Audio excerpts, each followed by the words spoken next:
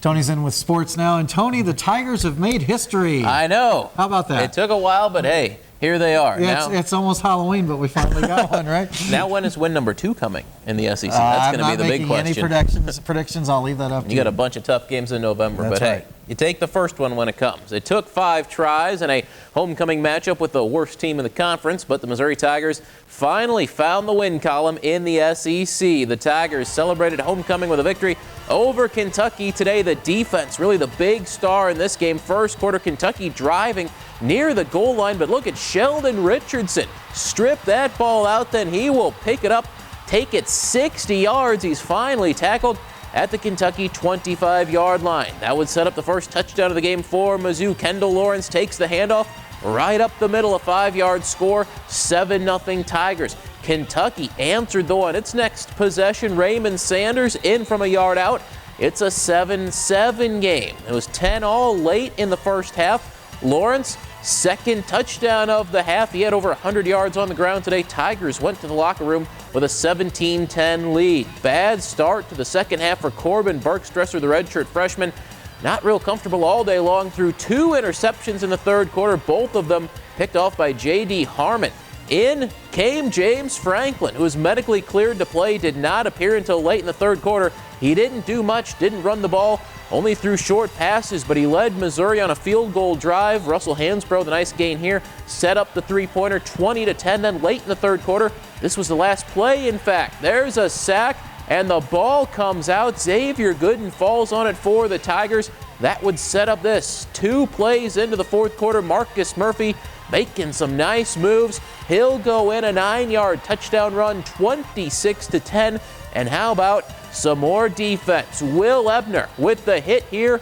That'll cause the fumble. E.J. Gaines scoops it up, and he scoots into the end zone. Tigers win it on homecoming. 33-10 the final. KRCG's Rod Smith has more from Columbia.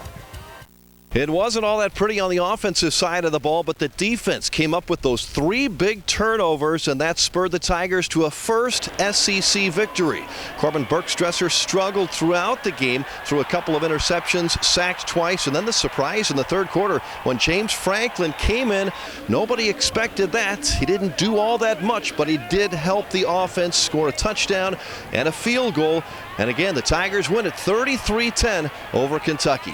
I think anytime you get a veteran player that comes in, he's the MVP in the bowl last year, and he had great success as a sophomore, and he's plays the position, knows it well.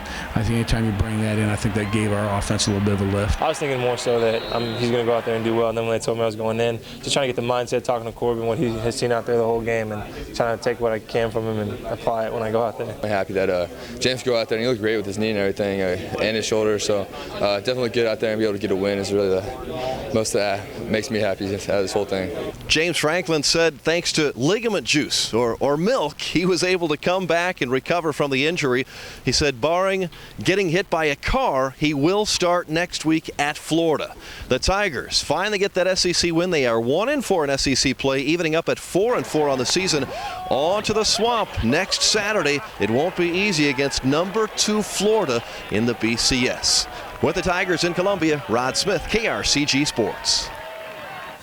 Rod, thanks a lot. If you'd like to read more about today's historic Tiger victory, you can do so on our website. Go to Leffler's link at connectmidmissouri.com. A treat for Capital City volleyball fans today. After winning their districts earlier this week, Jefferson City and Helias went head-to-head in the opening round of the Class 4 playoffs. Just one problem, though. The Jays and Crusaders had to travel all the way to Ozark to do it. Third meeting between the rivals this year. Helias won the first 2, but guess what? The Lady Jays won the sectional matchup today in 3 sets. It was a tight one.